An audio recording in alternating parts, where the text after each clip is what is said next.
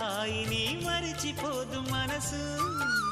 ఒదిగి ఉండి నీ వాకిటిలో బదులు కోరి నే నిలుచున్నా. దారి తెలియని చీకటిలో వెలుగు చూసి కాదంటానా.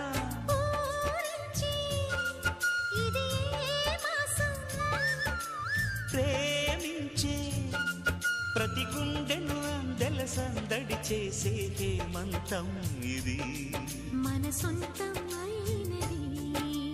కిలకిల నవ్వే కోయిల కోసం వచ్చింది మధుమాసం.